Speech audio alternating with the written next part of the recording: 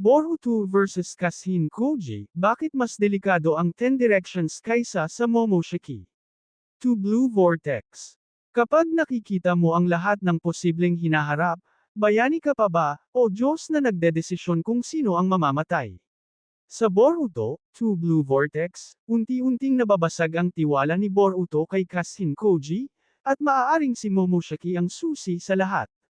Sa video na ito ng Naruto, tinalakay natin ang mas malalim na tema sa Boruto, To Blue Vortex, ang banggaan ng idealismo ni Boruto at ng malamig na pragmatismo ni Kashin Koji. Bakit delikado ang Ten Directions? Paano nagiging acceptable losses ang mga tao? Ang tunay na halaga ng future sight ni Momoshiki. Ang paparating na lamat sa pagitan ni Boruto at Kashin Koji. Ito ay hindi lang laban ng lakas, ito ay laban ng pilosopiya. Maging tapat tayo sandali. Kung kaya mong makita ang lahat ng posibleng hinaharap, tatawagan mo bang bayani ang ginagawa mo, o simpleng matematika lang? Dahil sa Boruto, To Blue Vortex, hindi na umaasta si Kashin Koji bilang mentor. Umaasta siya bilang isang lalaking matagal nang nagdesisyon kung sino ang mabubuhay at sino ang mamamatay. Sa isang punto, naglalaro na siya ng Diyos. Sa kabilang banda, si Boruto Uzumaki ay unti-unting na-realize na ang pag-asa sa isang god-tier ability tulad ng Ten Directions ay maaaring ang pinakamapanganib na pagkakamaling nagawa niya. Oo, isa itong necessary evil, pero habang tumatagal, mas malinaw na napapaisip si Boruto kung tama pa ba ang direksyong tinatahak nila.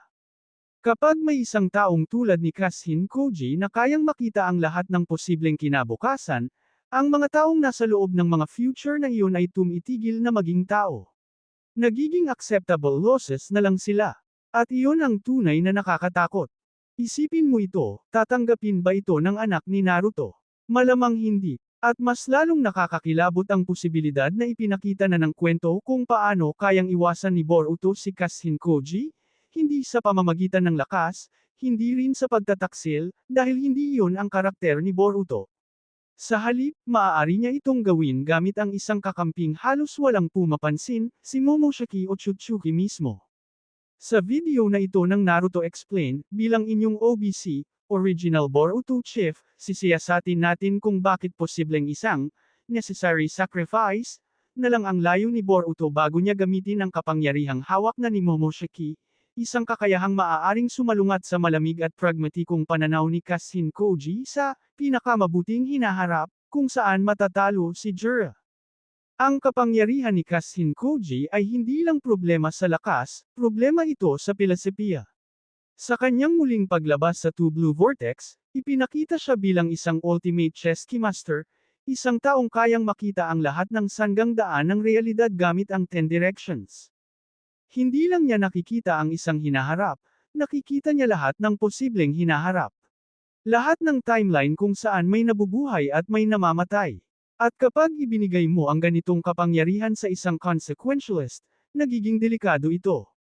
Para kay Koji, kung ang pagpatay sa isang tao ay makakapihil sa pagkamatay ng milyon-milyon, malinaw ang sagot. Kahit sanggol pa iyan, kung kailangan siyang mamatay para mailigtas ang mundo, gagawin niya. At dito pumapasok ang problema. Si Boruto ay hindi na tinatanong. Siya ay minamanage. Ginagamit siya bilang kasangkapan, tulad ng mga shinobi noong lumang sistema sa Naruto. Hindi siya kinokonsulta. Hindi siya binibigyan ng buong impormasyon. Nalalaman na lang niya ang lahat pagkatapos may mamatay, pagkatapos may linya ng nalagpasan. Para kay Koji, emosyonal si Boruto. At ang emosyon ay sagabal sa perpektong desisyon. Para sa kanya, si Boruto ay isang kanay, isang sandata na paputol sa hibla ng kapalaran, hindi isang pantay na kasosyo. Samantalang si Boruto ay isang idealistang ikinulong sa mundong pinamumunuan ng logic at sacrifice. Si Boruto Uzumaki ay maraming bagay, reckless, mayabang minsan, sobrang gifted. Pero higit sa lahat, idealist siya, gaya ng kanyang ama. Naniniwala siyang may paraan para manalo ng hindi nagsasakripisyo ng inosente. Hindi yun kabataan. Pamana iyon. Hindi iniligtas ni Naruto ang mundo dahil pinili niya ang pinaka-efficient na landas. Kung ginawa niya iyon, pinatay na sana niya si Sasuke. Ngunit tumanggi siyang tanggapin ang mundong ginagawang expendable ang tao. At ang ironiya, si Kashin Koji ay clone ni Jiraiya, ang taong humubog sa pananaw ni Naruto. Ngunit ngayon, ang pilosopiya ni Koji ay mas malapit na sa mga Otsutsuki, ang paniniwalang ang ilang buhay ay maaaring ailay para sa mas malaking layunin. At dito pumapasok si Momoshiki. Ang kasunduan ni Boruto at Momoshiki ay tila simpleng devil's bargain, kapangyarihan kapalit ng katawan ni Boruto matapos matalo si Jiraiya. Pero may mas mahalagang detalye rito, future sight. Ikinumpirma ni Aikmoto sa Q&A na ang kakayahang makita ni Boruto ang hinaharap noong Omnipotence arc ay mula kay Momoshiki. Hindi ito 10 directions. Hindi ito lahat ng timeline. Ito ay fixed outcomes, mga pangyayaring halos hindi maiiwasan. Oo, inferior, ito kumpara sa 10 directions, pero hindi ibig sabihin ay walang silbi.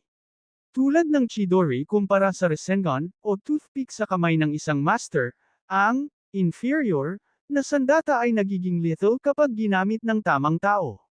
At dito nagiging mahalaga si Boruto. Hindi niya kailangang makita ang lahat ng future. Kailangan lang niyang makita ang mga hindi dapat mangyari. Ang mga sandaling may mamamatay, kung hindi siya kikilos. Kung magagawa ito ni Boruto, nagiging moral buffer siya. Bago pa ideklara ni Koji na, necessary sacrifice, ang isang tao, nandoon na si Boruto para iligtas sila. At sa bawat pagkakataong gagawin niya iyon, unti-unting nababasag ang autoridad ni Kashin Koji. Dito magmumula ang lamat, hindi agad malakas, hindi dramatic, unti-unti, mga desisyong walang pahintulot, mga buhay na iniligtas na dapat ay namatay. Hanggang sa mapagtanto ni Koji ang pinakanakakatakot na katotohanan. Hindi perpektong kaalaman ang gusto ni Boruto.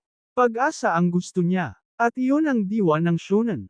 Sa huli, panalo pa rin si Momoshiki sa isang banda. Sa bawat paglayo ni Boruto sa gabay ni Koji, mas lumalapit siya sa impluwensya ni Momoshiki. Hindi kailangang manalo ni Momoshiki ngayon, kailangan lang niyang baguhin ang mga pinipili ni Boruto.